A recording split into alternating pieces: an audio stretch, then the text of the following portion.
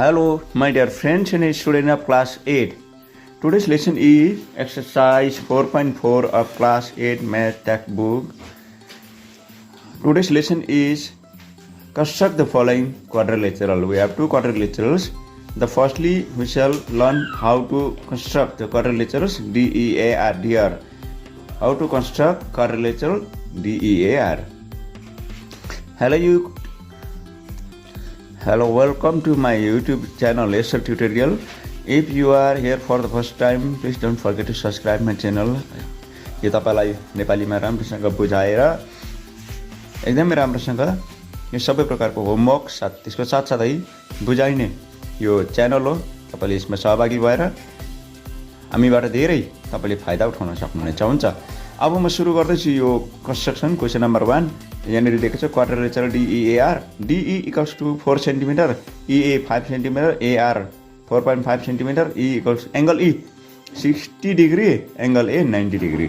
Okay, यदि तपाई यो फर्स्ट टाइम हेर्दै हुनुहुन्छ भने धेरै तपाईलाई डिफिकल्ट हुने कुरा हो र यो कन्स्ट्रक्सनको चाहिँ तपाईले डिस्क्रिप्सन बक्समा गएर हेरे अगाडिदेखि तपाईले है सुरु भिडियो नम्बर 1 लेक्चर 1 2 3 गर्दै आउनु भने यो आज तपाईलाई सजिलो हुनेछ। र सबभन्दा पहिलो स्टेप चाहिँ यो डाइरेक्टली हामीले फेयर गर्न हामी सक्दैनौँ। त्यसको लागि हामीलाई चाहिने कुराहरू चाहिँ म तपाईलाई देखाउँछु। स्केल, कम्पास है, पेन्सिल, पोइन्टेड पेन्सिल हुन पर्यो, इरेजर सार्पनर हो। अनि मलाई यहाँनिर पेन्सिल हुनुपर्छ भन्ने चाहिँ स्केच पेन भनेर भन्नुहुँदैछ। ल, यो चाहिँ तपाईले राम्रोसँग चकिलो देख्न सकोस् भनेर। ल अच्छा, सबभन्दा पहिलो स्टेप हामीले म एउटा सानो पिस पेपर लिँदैछु। तपाईले यहाँनिर पेपर यहाँनिर छ, राइट साइडमा रफ स्केच बनाउन जरुरी छ। अनि त्यसबाट चाहिँ हामीले फेयर कन्स्ट्रक्सन हामी गर्न सक्नेछौँ। सबभन्दा पहिलो कुरो चाहिँ अब यहाँनिर क्वाड्रिलेटरल भनिन्छ DER बनाएँ। ल,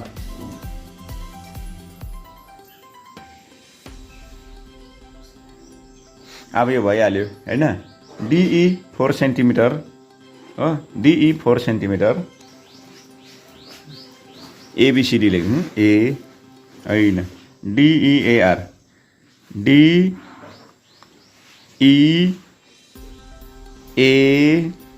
यो R भयो है। यो चाहिँ रफ हो, देख्दैछ? अहिले कन्स्ट्रक्ट गर्न लाउँदाखेरि सक्छ नि हैन। DEAR, DE भनेपछि कहाँ छ, कति छ? DE कति छ?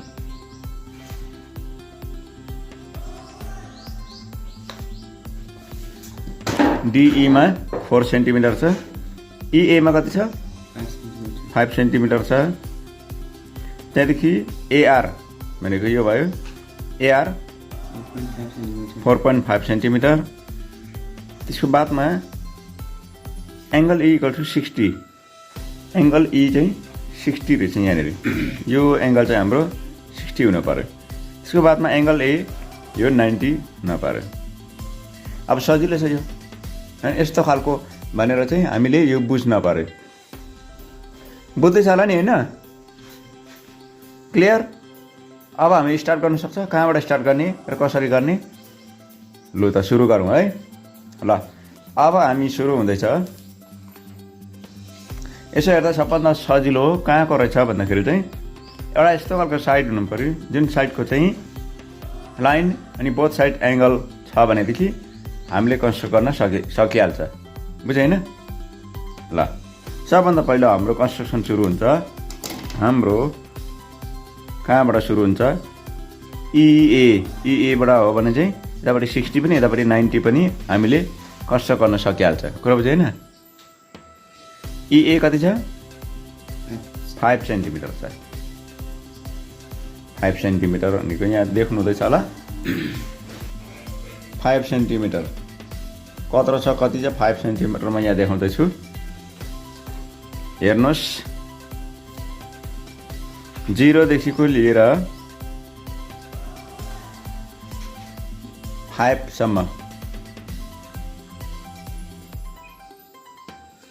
अलिक लामो गएँ म, तर हामीले के गर्नु पर्यो? यो पोइन्ट भयो, यो पनि पोइन्टमा मार्क गर्न पर्यो। त्यसको बादमा यो 5 सेन्टिमिटर को नाम चाहिँ के हो? EA मानो EA ई यहाँ ए वाव लेख्ने 5 सेन्टिमिटर है। त्यसको बादमा अब सजिलो छ यो ईमा कति छ 60 डिग्री 60 डिग्री तपाईँलाई आउँछ गर्नु सजिलो है। जब 60 डिग्री सिकाउँदैछु कम्पास लिएर हो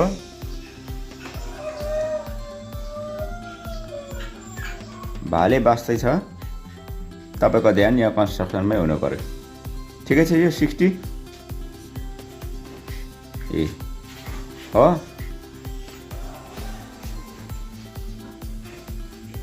त्यसको बादमा यो कम्पास नउठाइकन नबिगारिकन मतलब यो नसारिकन हो हेरी यहाँ राख्नु पर्यो। यो जहाँबाट यो सर्कलको आर्स स्टार्ट भयो त्यहीँबाट इन्टरसेक्ट भयो यहाँनिर त्यही हुन्छ हाम्रो 60 डिग्री। बुझ्नुहोस् यो 60 डिग्री भयो। तान्दैछु म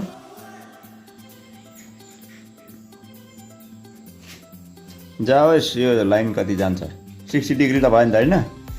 अर्को कति छ एमा कति छ 90 डिग्री छ। 90 डिग्री कस्तो गर्न आउँछ अब जहाँनिर हामीलाई 90 डिग्री चाहियो त्यहीँनिर कम्पासको यो टुप्पो राख्नु पर्यो हो।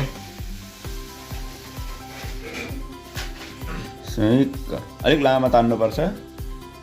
त्यसको बादमा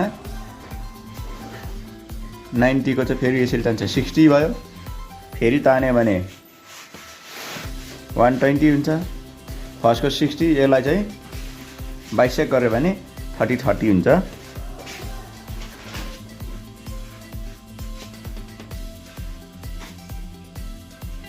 ओ माई गॉड यो पनि भयो हैन। अब हेर्नु है त यो 90 हो।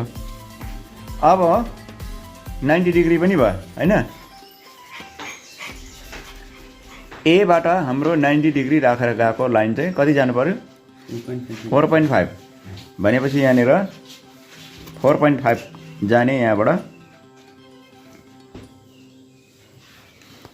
कहाँ छ होला 4.5 0 देखि गयो 4.5 कहाँनिर रहेछ यहाँ रहेछ देख्नुभयो हो। यो पो 4.5 हो लेखौँ यहाँनिर एउटा मार्क भयो ई ए अनि त्यहाँदेखि के हुनु पर्यो 4.5 को बादमा एबाट गएको 4.5 को बादमा आर आउने रहेछ। त्यसैले गर्दा हामी यहाँ के लेख्छ आर लेख्छ बुझेन। अब ईबाट गएको ईबाट चाहिँ ई 5 त अघि भइसकेको छ 60 डिग्रीबाट यता गएको लाइन कति जानु पर्यो 4 सेन्टिमिटर 4 सेन्टिमिटर हो भने अब यो म राखेँ तपाईँले पनि त्यसै गर्ने। सबभन्दा पहिलो चाहिँ मजाले ध्यान दिने अहिले नपर्ने 4 सेन्टिमिटर यहाँ छैन र है। त्यसको बादमा यसलाई हामी लेख्छ डी यो फर्स्ट पोइन्ट हाम्रो आयो डी भयो हैन डी यो कति सेन्टिमिटर 4 सेन्टिमिटर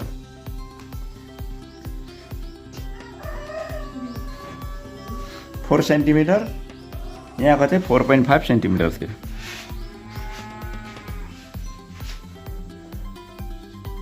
ठिकै छ।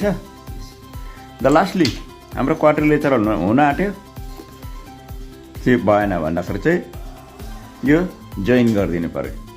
के गर्न पर्यो जोइन गर्नु पर्यो। जोइन कसरी गर्छ स्केल राख्यो बस वाव DEAR is required triangle DEAR is required triangle र हाम्रो ट्रायंगल सक्सेस भइसकेको छ। हामी प्रोट्र्याक्टरले मेजरमेन्ट लिन सक्छौँ। 90 यो 60 हो यहाँनिर अलिकति ठोकिएर मेजरमेन्ट गर्न सकिएन म गर्दैछु ल। अब यहाँनिर 60 पनि ठिकै मिलेको छ हैन। त्यसको बादमा सबै एंगलले चेक गरौँ। यो 5 हो यो 4 यतिको त म पनि सक्छु भन्नु हुँदैछ होला। तपाईँ आफै ट्राई गर्नुहोस् त अलिक साह्रो पनि पर्छ है फेरि। त्यसैले गर्दा राम्रोसँग ध्यान दिएर सिक्नुहोस् र तपाईँले यो राम्रोसँग सिक्नुभयो भने एक्सपिरियन्सको लागि तपाईँलाई पनि म होमवर्क दिँदैछु, तपाईँले सल्भ गर्नु होला। ठिकै छ, हुन्छ, ओके। हुन्छ, तपाईँको लागि यहाँनिर यो होमवर्क, यो तपाईँलाई बर्डन छैन, यो तपाईँलाई एक्सपिरियन्सको लागि। सेम आज हामीले के सिकेको थियो, डियर होइन, डियर थियो। यहाँनिर सियर, सियर अर्को रहेछ हेयर, अर्को रहेछ के रहेछ, फर्स्ट क्वाड्रिलेटरल नम्बर 1 को सियर, अर्को हेयर, अर्को पियर, अर्को लायन, लास्टमा चाहिँ खतरा खालको छ। यो तपाईँले चारवटा क्वाड्रिलेटर कन्स्ट्रक्ट गरेर तपाईँले पठाउनु होला। यो तपाईँको आफ्नो एक्सपिरियन्सको लागि ल। यो हजुरलाई धेरै माया गरेर यो मैले बनाएको छु। यदि तपाईँले धेरै साह्रो पऱ्यो भने चाहिँ फर्स्टदेखि हेर्नुहोस्। अरे क्लास 8 कन्स्ट्रक्सनमा पर्फेक्ट हुनुहोस् न हो भनेर हामीलाई इच्छा छ। ओके, आजलाई यहीँ बिदा गरौँ। अर्को लेसनको लागि चाहिँ डिस्क्रिप्सन बक्स तपाईँले चेक गर्नु होला। Thank you.